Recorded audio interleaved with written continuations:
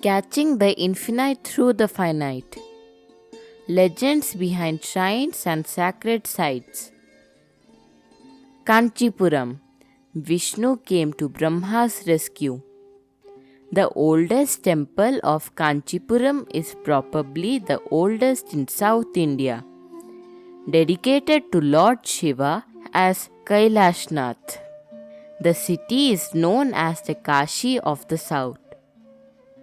But the legend, projecting events of mythical times, concerns Vishnu's intervention in a crisis that Brahma faced here. Kanchipuram, obviously a significant place even in a remote past, was the place where once Brahma began performing a yajna. But the event had been preceded by a temporary rift between the great god and Saraswati. For in a course of a dialogue, Brahma had given a higher position of Lakshmi. Goddess Saraswati, determined to foil the yajna, took the form of a river, the Vegavati, and rushed towards the site at great speed. Brahma, unable to check the assault, prayed to Vishnu. It had been too late for even Vishnu to do anything except lying down before the surging flow. Saraswati had to divert the course of the Vegavati. Later, Brahma performed yet another yajna, this time a yajna of gratitude for Vishnu. As the rite concluded, Vishnu appeared as a resplendent figure, ready to grant boons. Brahma worshipped him as Varadaraja, the Lord in a mood to dispense grace.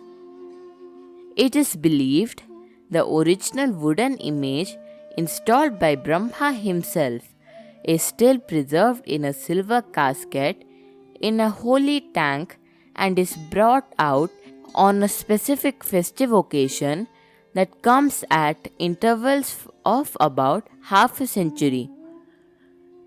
The other significant legend of Kanchipuram concerns Ekambranatha temple, a legend that once again takes us to mythical times.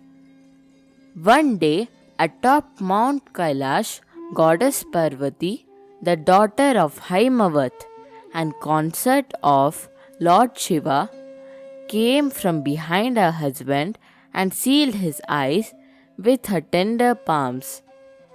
But as the Lord ceased to look, colossal darkness swallowed up all the three spheres of creation.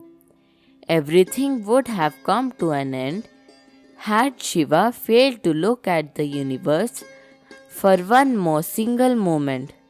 However, for her frivolous conduct, not very different from the creatures of the earth, Goddess Parvati had to descend to the earth. At Kanchipuram, she dwelt under a mango tree, made a symbol of Shiva out of clay, and spent her days paying her obeisance to it till Shiva appeared there and they were united. This delightful occasion is celebrated every year, and Shiva here is known as the Ekambranath as a tribute to the mango tree. The cardinal part of the legend is the Lord's vigilance over the creation. It could not cease for a moment. All the creatures could lie immersed in inertia, sleep or stupor, but not the Lord, says a stanza from an early poem of Sri Aurobindo. Rejoice and fear, not for the waves that swell, the storms that thunder, winds that sweep. Always our captain holds the rudder well, he does not sleep. From the book Myths, Legends, Concepts and Literary Antiquities of India, written by Manoj Das. narrated by Aishwarya Priyadarshini.